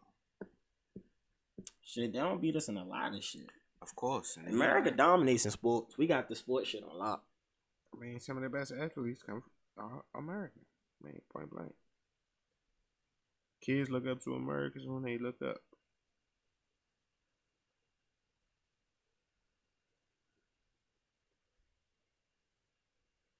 Yeah, let's see what else we got up here. So, it was a fight on Fresh and Fit. Semi little scuffle. I ain't gonna even say that was not a fight. It was more of a little scuffle. Something that I always frequently say on here is, I do not support domestic violence or violence of any kind for real. You know what I'm saying? Yeah. Man shouldn't hit women. Nah. Women should not hit men. Nah. Because it's just a bad situation, you know. Always bad. Always ends in the worst situation. The worst thing about, you know, that situation is, if you're a man, you're never going to win either way you go. Nope.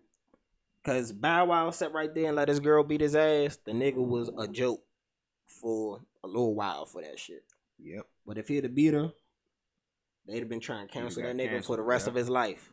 For sure.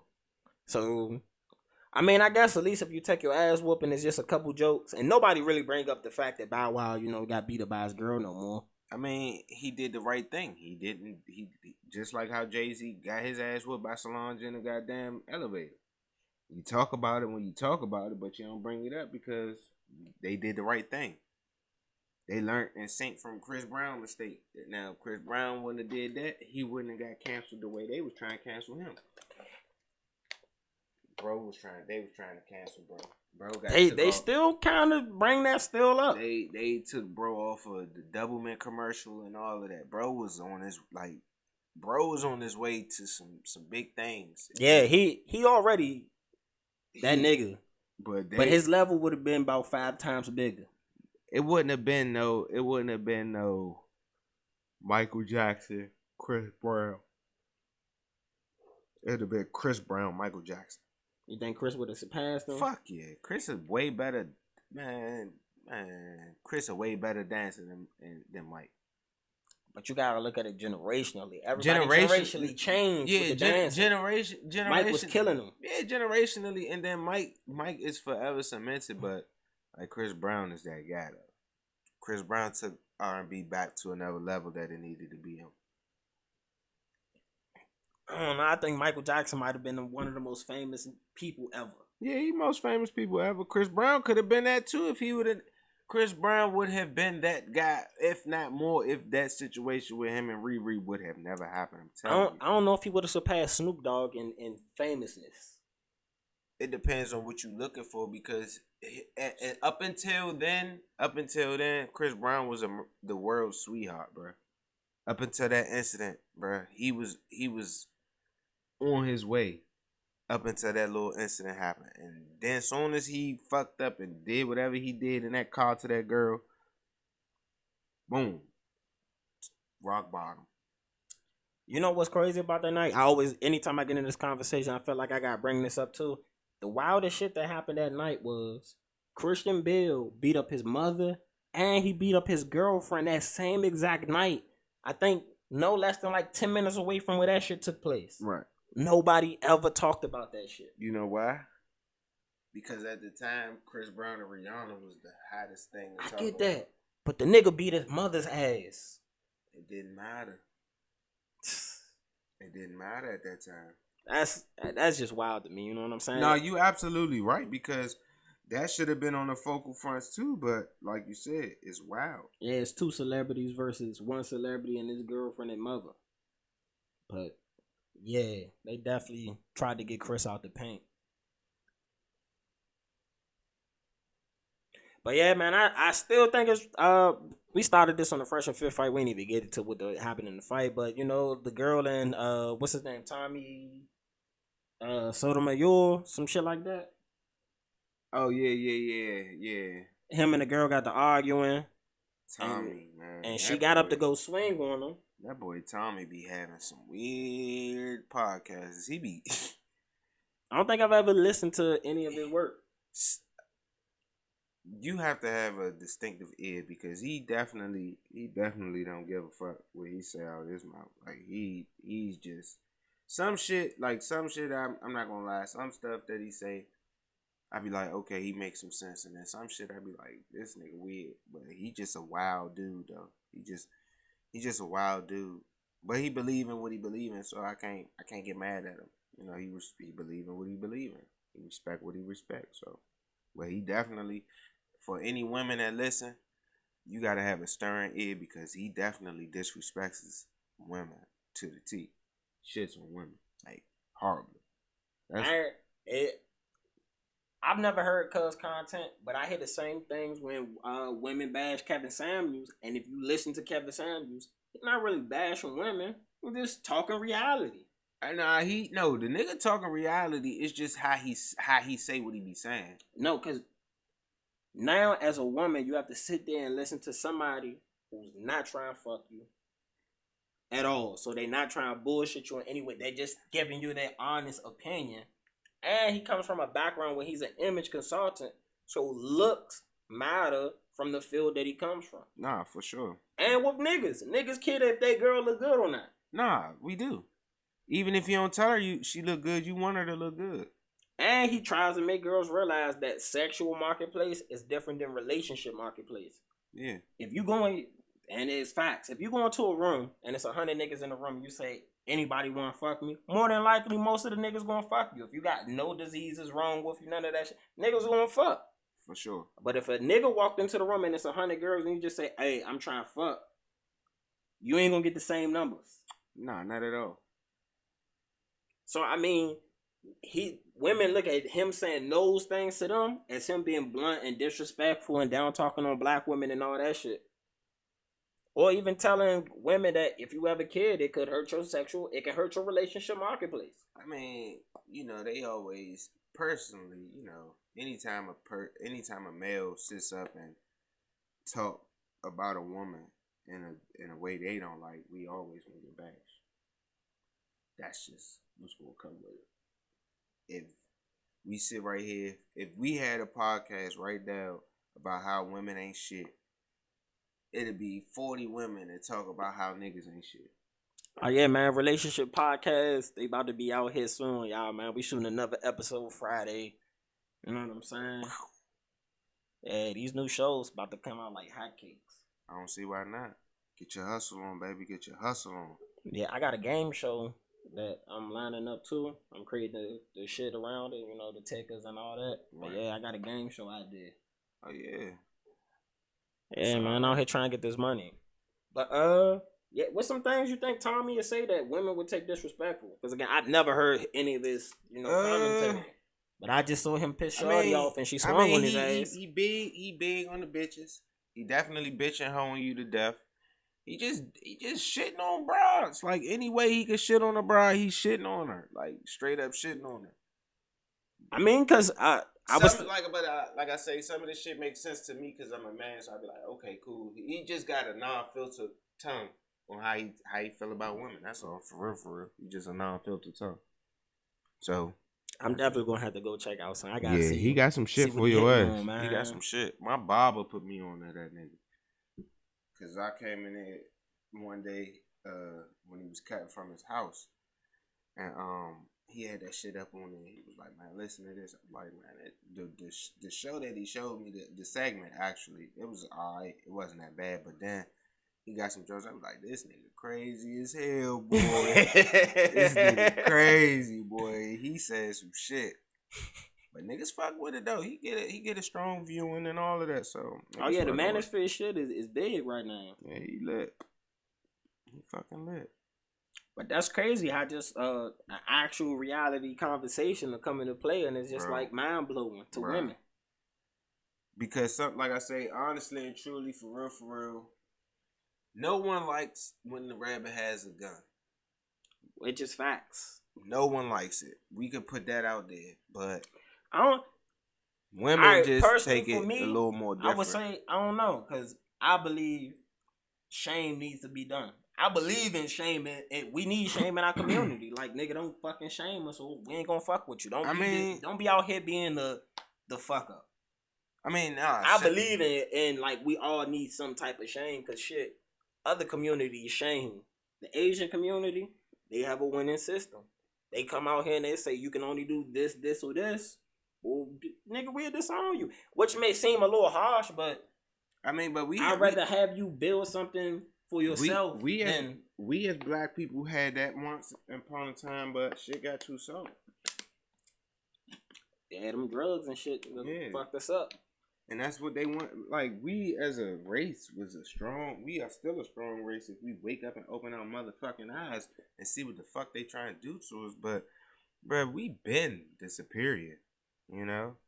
We always been the best, the greatest of what we do. But they just want to cloud us with so much other shit to make us feel like that we don't know shit. Bash us with education like we not smart. Bash us with getting us locked up and getting us harassed. You know what I'm saying? Bash us with not being able to get a job because of our complexion. You know, shit like that. So it just like it's always a system designed for us to fail because we young black males. But by us trying to fight the system and do better, it's always gonna be a pull. But you just gotta, you know, rise above that shit. For real, for real. Man. I think on that note, we about to wrap up that. I think that was a nice little ending right there. Man. You know what I'm saying? He got deep on y'all ass. Hey, man, you hear me? I appreciate you coming through, man. Appreciate you for having me, family. You know what I'm saying? We're going to have you come DJ or some shit live. Hey, man, put just the let me mixes know. up. Let me know. I'm here. Shit, man, that's definitely what you need to do, man. Go ahead and start putting like your own mixes and shit on the internet. I'm about to. Motherfuckers listen to that shit, I'm about to. That's passive income, just sitting there. I'm about to. For sure, for sure. Yeah. But all right, y'all, man. It's your boy DJTheParkBoy. Thank you for tuning into the L.I.M.E show. I actually got another podcast I'm doing later, and I may have just got somebody to replace my third person I was supposed to have here. We working today, you know what I'm saying? I'll be pretty busy. We lit. I appreciate y'all tuning in. Make sure you like, comment, subscribe, follow, hit that notification button, all that good shit. It's your boy DJTheParkBoy, and I'm out. What's up, good people? It's your boy DJTheParkBoy. I'm in the building, and I have something special for you. It's called Chop Floss. It's one of the most versatile things you could take on the go. On one side, you have chop, you know. Make sure them lips not dry. On the other side, you got floss. You know, if you're out in public eating, you don't want to be a fool with food in your mouth, food stuck in your teeth. You don't want to be that. So why not get the most versatile thing you can throw in your pocket, you can throw in your purse, and it's small, compact, and always ready to be on the go. You can't beat it. So go make sure you go get you some Chop Floss.